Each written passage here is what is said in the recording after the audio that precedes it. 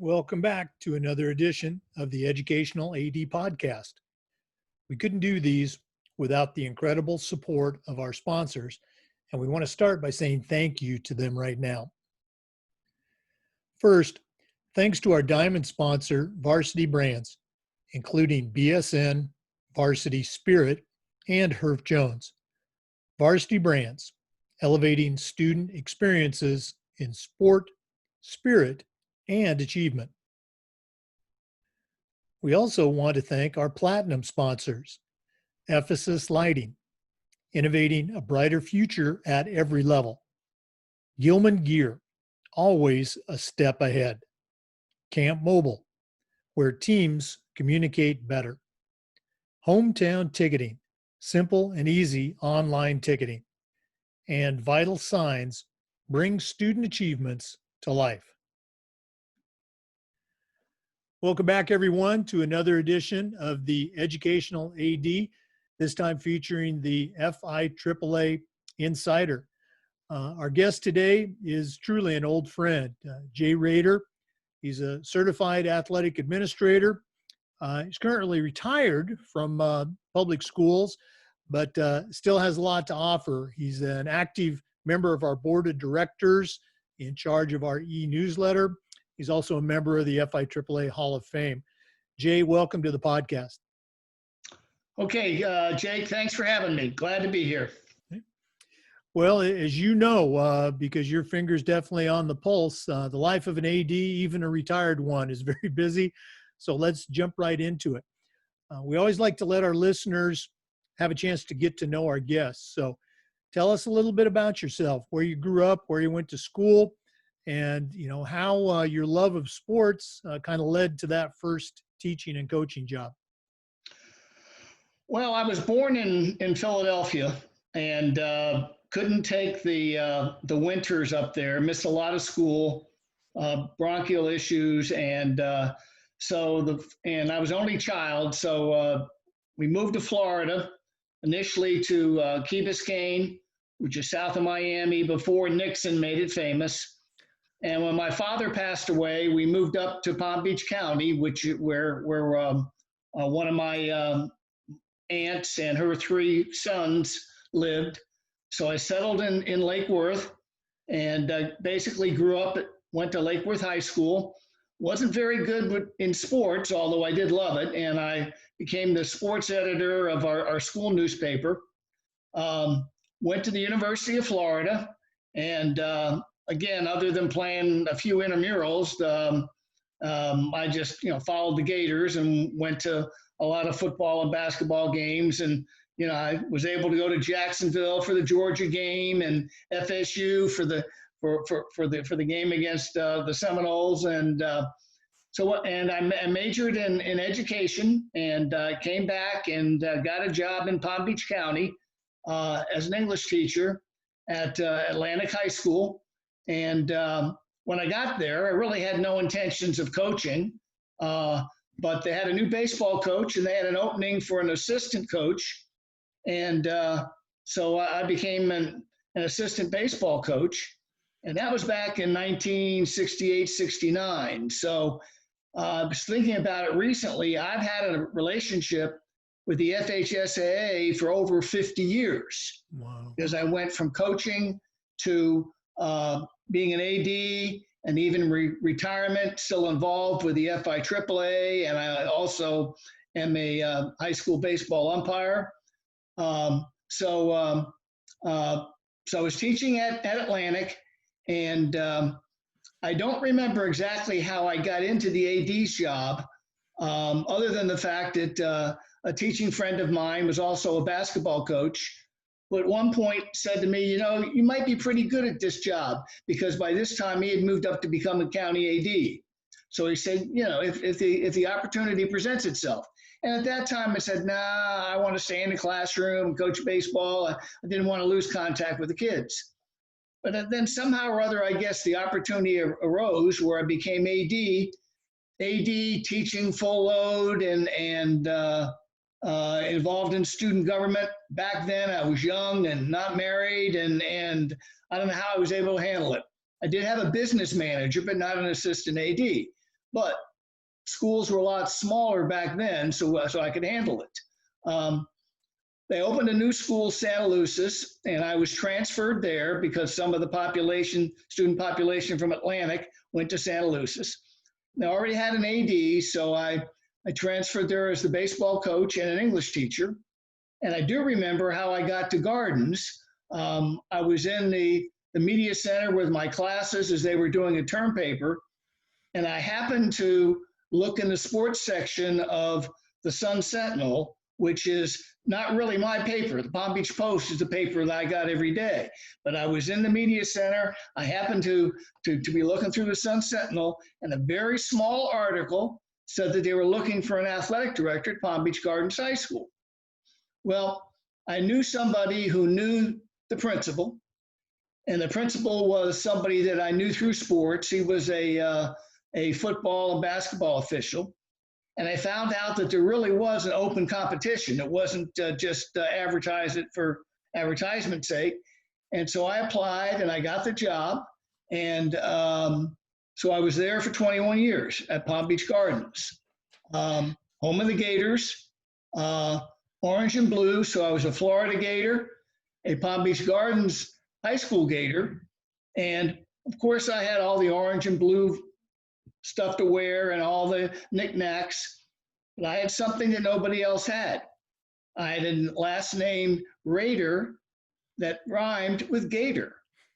So some people still to this day call me Gator Rader. I retired. I was looking for a round number. I thought 40. I thought maybe I could get 40 years, but there were just too many soccer matches, too many track meets.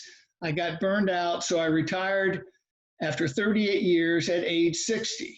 And so I took a few years off in terms of, I'm still umpiring and still involved with the FIAAA, but then I got back involved with substituting, picking and choosing where I wanted to go, and have done that for the last 10 or 11 years, and have continued to umpire and be involved with the FIAAA. Wow, what a great career. And again, for our listeners, Jay was inducted last year into our FIAAA Hall of Fame, very deserving. Jay, in our business, we always talk about the importance of leadership and mentors.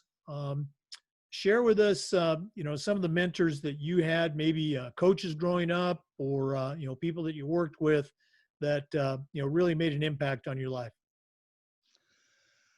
Well, I'm not really sure that I can point to any one person. Obviously, the guy who mentioned that I might be good as being an AD back when I was at Atlantic, Chuck Smith, I kind of looked up to him. When I became an AD up at Gardens, Bill Massey, who will be inducted into the FIAAA Hall of Fame, was somebody who was kind of the guru in South County, and I became, after a period of time, just by longevity, a guy in the North County. So I looked up to him. The first guy that I actually met and took under my wing, he took me under his wing in the FIAAA, was Dennis Duffy, longtime hospitality chair. Mike Colby and I seemed to hit it off. He was the treasurer for many years, and I was the secretary. So he was somebody that I looked up to. And then back in the day, very early days of AD advisory, I served on AD advisory with Ron Balazs. So Ron Balazs was somebody that I kind of looked up to. So I wouldn't necessarily call them mentors, but they were people who kind of helped me along the way, and I kind of try to pattern myself after. Well, again, a couple of those names are already in the Hall of Fame. One's going in, so you're certainly in good company there.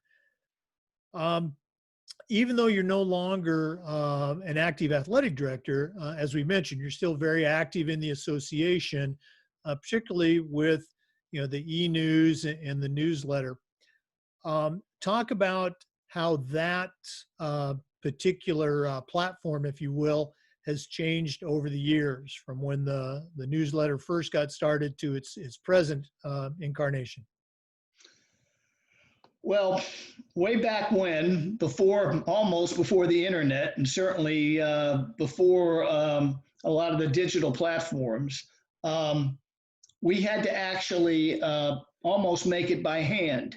And I've always thought that just about every organization needed some kind of newsletter, some kind of formal communication. And it's kind of a pain in the butt to put it all together if you are not professional in that regard. So it used to be where somebody would have to go around and gather content, information, and then find somebody, usually at a school, because none of us in the FIAAA really had that skill, but somebody in graphic arts at a school center would be able to format it. And then somebody else, and I remember Donna Bloomer for many years was the person who would actually stamp and mail out, would print and actually snail mail out the newsletter for a number of years. And so with my English teaching background, I kind of fell into taking ownership of it.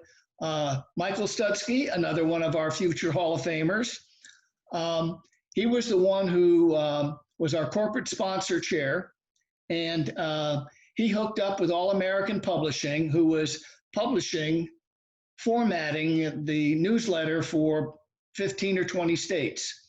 So he got involved with them in corporate sponsorship, and after a couple of years, because I was the English person and he was kind of the math person or whatever, I kind of took that over. And so initially, we didn't have a whole lot of content. Fortunately, the person at All American that we dealt with was actually a journalism major. And so he had a bank of generalized articles taken from the IAA magazine or whatever, and we used a lot of them. And then slowly but surely, I started to add more and more Florida-based content. I made sure we had a column from our president, our vice president. We got the FACA involved with their calendar, AD checklists, interviews with athletic directors of the year, things like that. And at one point in time, Dell at All American said that we were one of the top states in the country in terms of having state-centered or centric content. So obviously when we hooked up with Dell and All American, all we had to do was send him the content. He would get it formatted. We send him the list of people that it needed to be sent to, and he would send them out. We've moved on from All American and now currently dealing with VNN, and they are doing the same thing. So technology has certainly helped us out. And between the newsletter and the website, we hope that we are reaching a lot of the membership. That's great to hear the story, how it's changed and evolved over time. And again, you and I know it's something we're talking about, maybe trying to take it to the next level here in the future. Let's go and talk about COVID for a minute. We've seen, a wide variety of responses across the country and even in our own state of Florida. You're right down there in Palm Beach County, which is, one of the more I guess, heavier hit areas along with Miami-Dade and Broward County. Give us an update. What's going on right now with the Broward County schools and how do you think it's going to play out? Again, we have to wait for the FHSAA, but, what do you think the fall is going to look like? Yeah, well, you said Broward County, and I'm up in Palm Beach, but that's okay. Broward's probably not in any better situation than Palm Beach, and maybe even worse. Well, because I'm a substitute teacher, and because I'm a umpire, I'm very interested in what's going on in terms of the schools, in terms of the school starting, and in this lockdown kind of phase, I've become fascinated in watching school board meetings. So I've been watching them, and I mean, Palm Beach County has been doing their due diligence for several months now. They sent out surveys to parents and students and staff trying to get a handle about how they would like to come back in the fall, whether it be distance learning, a hybrid, or brick and mortar. And so they collected all that information at a time when the cases had not spiked. And so, but they couldn't really reach a consensus. So they've been really concentrating on trying to figure out when to start and how to start.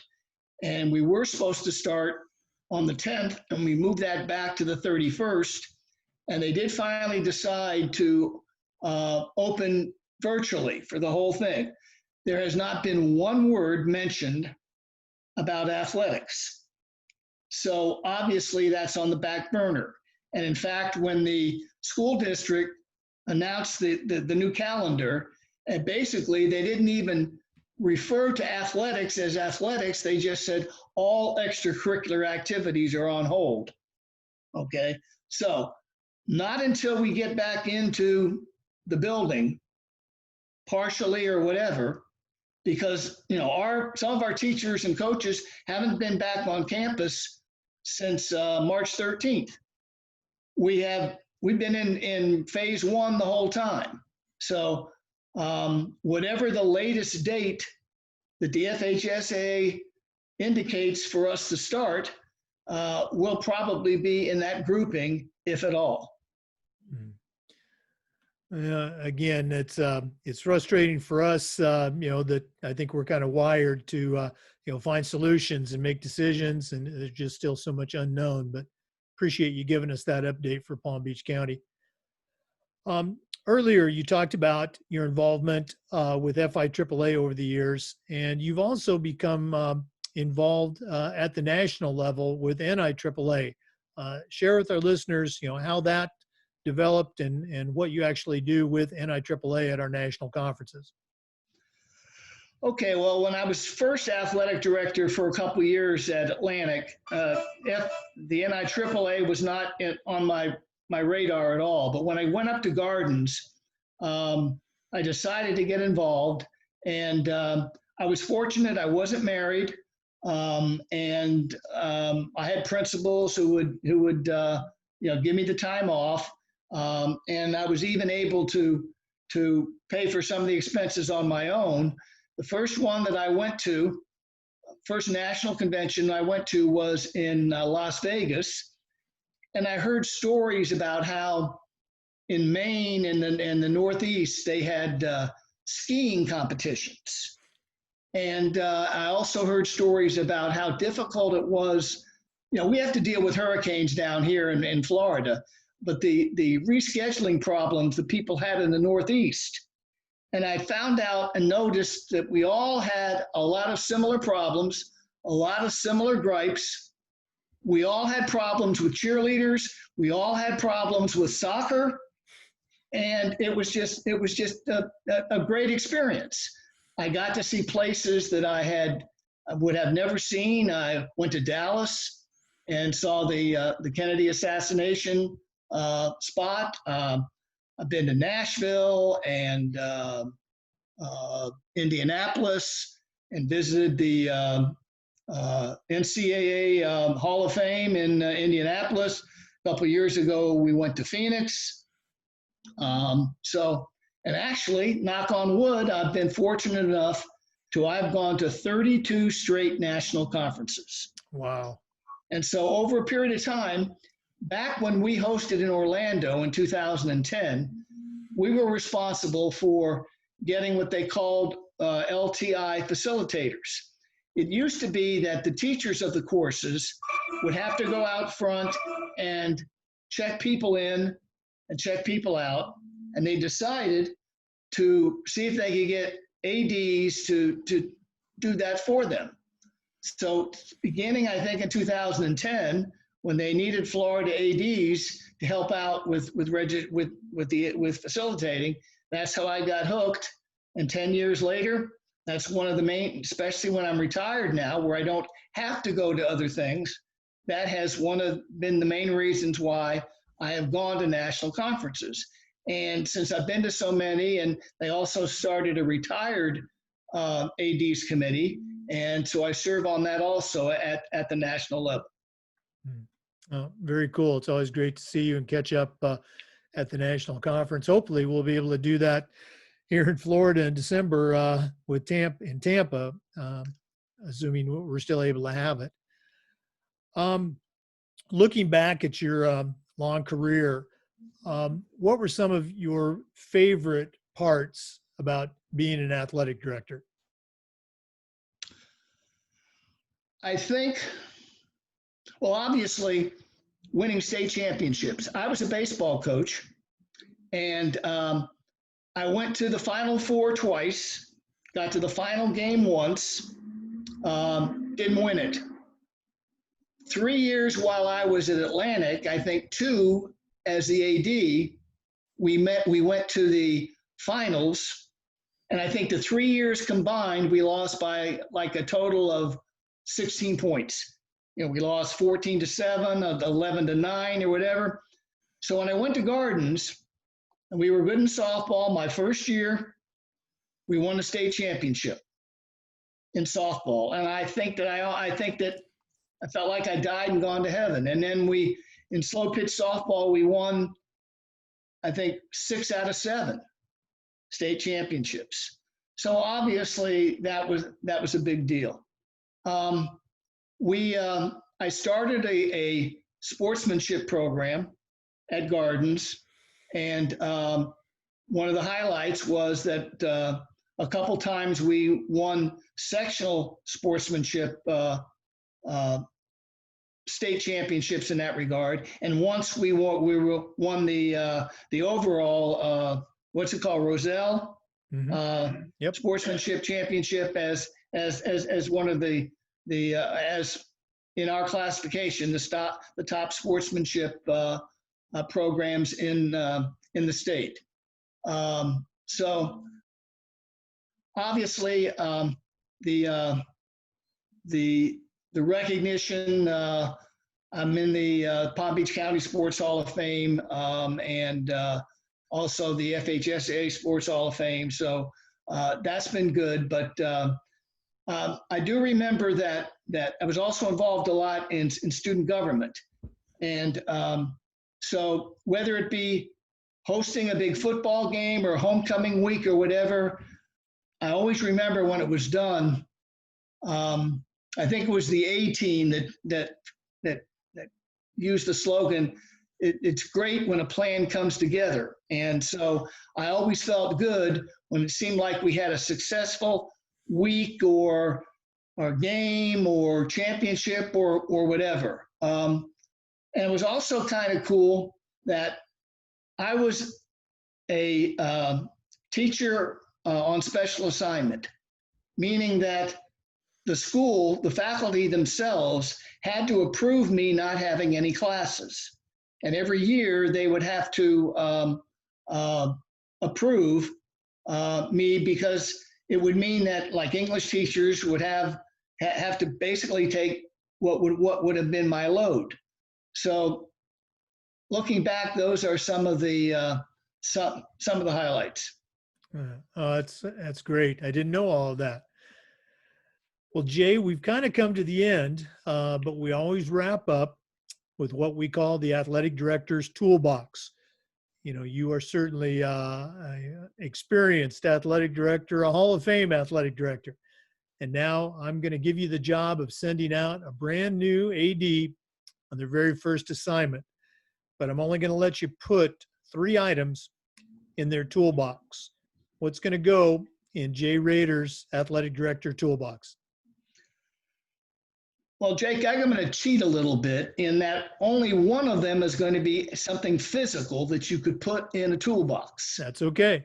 The first one would be a list of people to contact, phone numbers, a Rolodex, maybe the person who talked you into becoming an AD, or somebody who you think that you would like to model yourself after. The old sayings, no man is an island.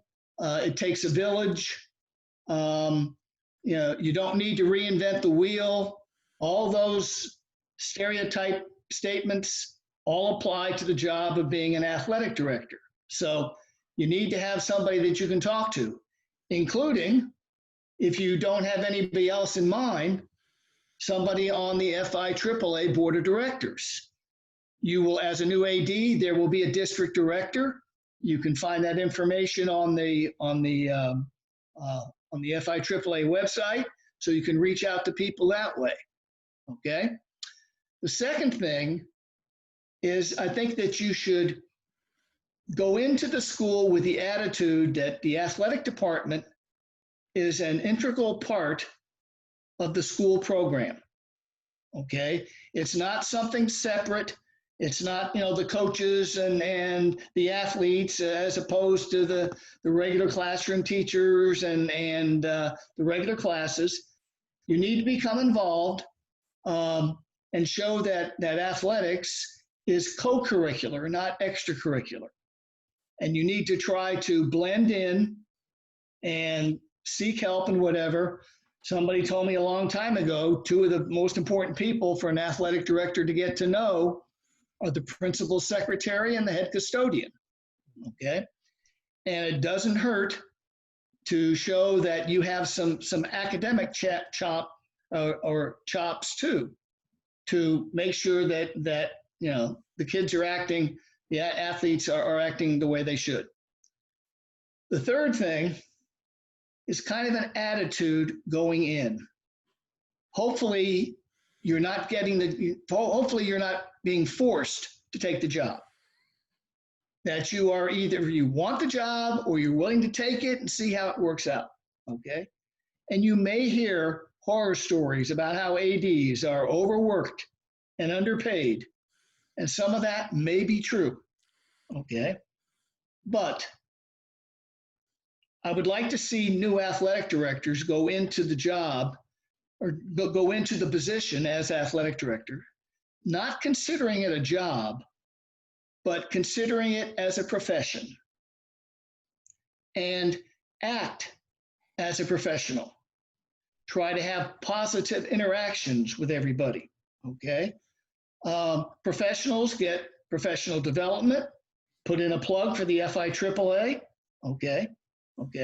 But I think that if you go in thinking it's not just a job and nobody really cares about what we do, this, that, the other thing, but if you go in there realizing that you can actually make a difference in the lives of a lot of different kids, that should help you sleep at night.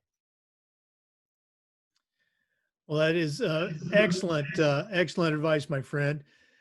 Jay, it has just been a pleasure to spend this time with you. Thank you so much for sharing with us. Thanks for being on the podcast today. Okay, I really enjoyed it. I'm sitting here alone most of the time, and some days if I don't have to go out, I talk more to my dog than I do to other humans. So this has been a real treat. I really enjoyed it. Thank you. All right. Well, thanks again to our listeners. Thanks as always for listening. Come back again next time for another edition of the Educational AD.